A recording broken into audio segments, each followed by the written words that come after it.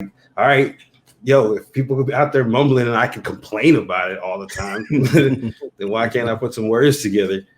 We got a million beats. And then it just kind of became, it took shape from there and became like, oh, this is really something that we have a lane that we've created for other people that we actually kind of created for ourselves. So then just kind of came into like following into the steps that we had already had set out for somebody else.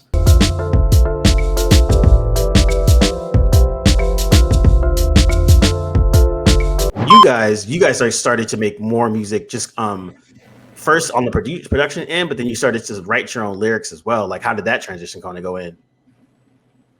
Yeah, one of those, I think, in when you're researching or just perfecting or just experiencing your craft, there's a point where you feel like you run into, or at least for me, there's been plenty of points where you feel like, all right, cool, I'm stagnant. I feel like I'm ready to do the next thing, but I don't know what the next thing is. So I feel like we just got to this point where we were always ready for an artist, ready for somebody to be focused or want beats or all of these things, where we were just like, all right, we're just going to have everything set in place, and then we just need this ingredient. And it got so long of realizing we'd been catering and developing a sound that we knew better than anybody. And Rick he's been doing writing stuff since forever. And then for me, it was just one of those things like, especially in a hit during COVID, it was I can't connect with people. We got all this music we sitting on, like, all right, yo, if people out there mumbling and I can complain about it all the time, then why can't I put some words together?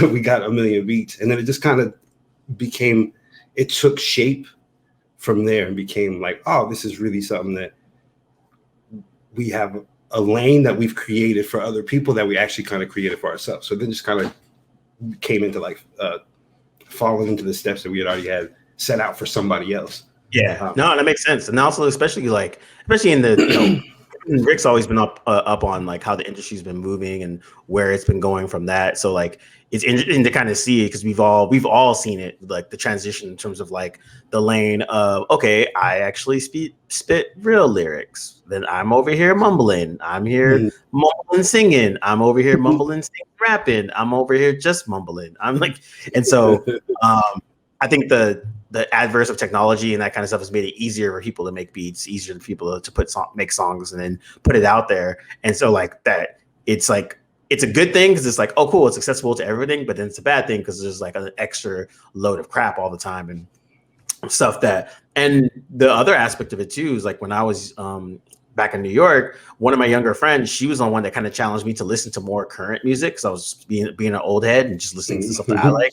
And so, and I told her, dude, I think that especially we all hit that plateau where we're just like generational, man. That's why we grew up with jokes about all the old people here talking about, oh man, you kids. I remember being young and like going, yo, what was so dope about the 70s that all these people talk about the 60s being like they played the 70s music and the parents hated it. You know what I mean? And then realizing it's generational. That just happens, man. You get catered to. You're a target demo for a certain chunk of your life, and that's where you're most like engaged in society. So you feel like, yeah, this is it. This is the golden era. This is it. I fit. It all makes sense.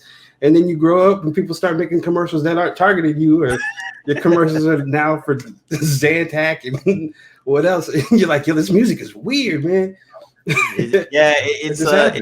It was good because it kind of challenged me to be a little bit more current and like what the kids like, actually listening to and stuff. And I was laughing because so her favorite rapper is Big Sean, and I'm like, I'm not mad at him. I'm not whatever, but I just didn't really pay attention to him. And then when I went to go look at his discography, he had like 4 or 5 albums, and I was like, yo, this dude's on it. Like he, consistent, good beats, like solid lyrics. And I was like, okay, he's not like, I wouldn't listen to him all the time, but I get the appeal. Like I was like, okay, now I started to see it. So I started to take that kind of mentality to a lot of the younger rappers, and then to be less old man and just be a little bit more open, and then understand like, okay, cool, this might not be for me, but I get it now. At least there's a lane that they're feeling, that people are riding with. And then there's people that are just fucking whack, and that's just a whole nother thing. and that's the thing. I feel like, so if you get so old man on your own porch, you don't actually get in the lane. So all you see is the wackest, because it gets the most tread. You know, you see the best or the worst, and so you start going, I mean, all that stuff is horrible. Yeah, I don't know, it's garbage. And then and so you actually put yourself in a mode where you're like, all right, cool. I'm a consumer of music and art and culture, and I'm old. Like, you know what I mean? Things are different. So cool. What is this with a clean palette? You can go, all right, cool. Like they're not trying to like nobody's trying to be Tupac. So I don't know. You know what I mean? There ain't no need to be like, man, this ain't real music. No, it's different music. It's a different time. Like, and it's also and it's also created by a different, like, you know, I think being in New York was interesting too, because I got to see a lot of the like people that got big off the internet and SoundCloud first. And so they would come and perform in New York first and they would be horrible.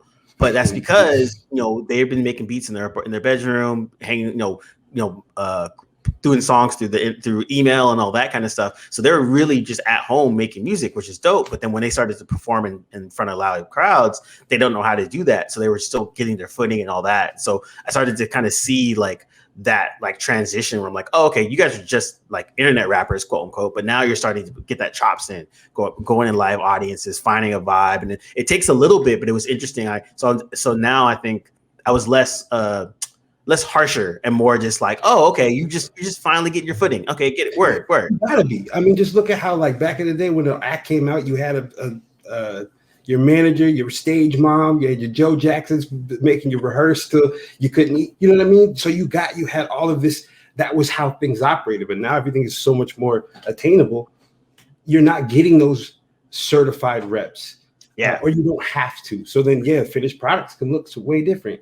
So and I think that part's been start to realize, you know what, maybe I can be smart and realize they're not after me. And they're not out here telling me that my music's whack. So I don't know why I got to go over there to tell them their music's whack. No, exactly. Everyone can kind of have their own lane. Yes, with you, bro. You're absolutely right. Now everyone can kind of have their own lane. I think that's the most interesting aspect of it.